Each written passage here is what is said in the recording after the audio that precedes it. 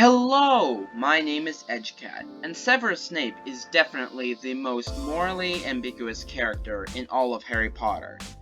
But recently, I haven't been asking whether or not he's good or bad.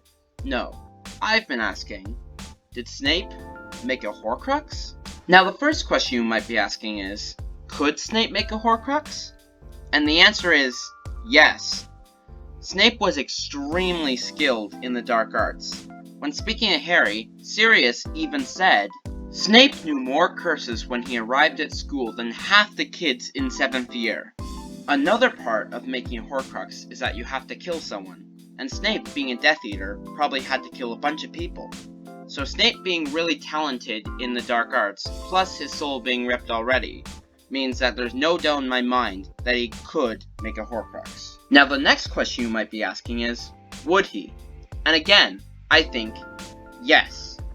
I think most of the Death Eaters would want to make a Horcrux and live forever, if they were A, knowledgeable on how to, and B, skilled enough to, and I think Snape was both. Remember, Snape knew more about the dark arts than almost anyone, and he was very skilled at magic. So I can imagine a young Death Eater Snape who had already murdered, wanting to cheat death by making a Horcrux. Okay, so we've established that Snape could and would make a Horcrux. But did he? And again, I answer, yes. And I have two pieces of evidence for that. First of all, I always found it weird that Snape, a potions master, did not have an antidote on him for Nagini's venom. Snape was a double agent against Lord Voldemort, and was always around Nagini. Snape must have known that it was a possibility that he might get busted. The fact that Snape didn't have anything on him in case Lord Voldemort ordered Nagini to attack him is just baffling. Or maybe he thought he didn't need anything. Maybe he thought he'd be able to survive because of his Horcrux. Now in the movie, Voldemort actually slits Snape's throat, but this doesn't happen in the book. In the book, Snape's death is described like this, and Voldemort swiped the air of the Elder Wand. It did nothing to Snape, who, for a split second, seemed to think that he had been reprieved. But then Voldemort's intention became clear. The snake's cage was rolling through the air, and before Snape could do anything more than yell, it had encased him, head and shoulders, and Voldemort spoke in Parseltongue. Yeah! Great Voldemort impression, am I right?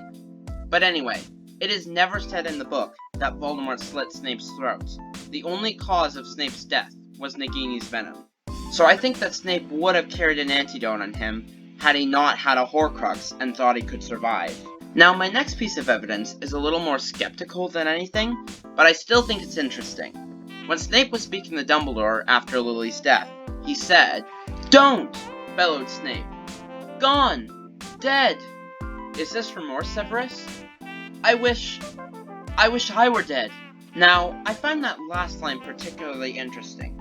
It would make sense that if Snape really loved Lily, he would want to kill himself to join her.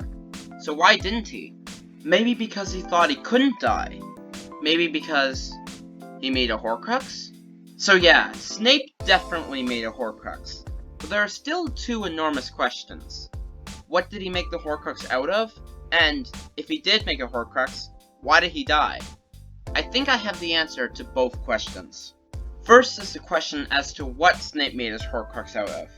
And personally, there is no doubt in my mind that what Snape made his Horcrux out of was Snape's Advanced Potion Making book. Now, we know that Voldemort used objects that had personal value to him, and that was because of how prideful he was. And Snape was also in Slytherin, and Slytherin value a lot of pride. So Snape would probably have enough pride to put his soul in something he truly cared about.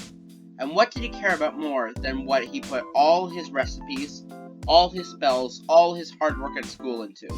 This book was what made him special, and I think that that's what he would put his soul into. Another thing about Horcruxes is that if you get too emotionally close to them, they will negatively affect your mind. And Harry was certainly emotionally close to that book. It was at an uncanny level where he would practically sleep with that book. He would just always be reading it, and just always be doing stuff with it.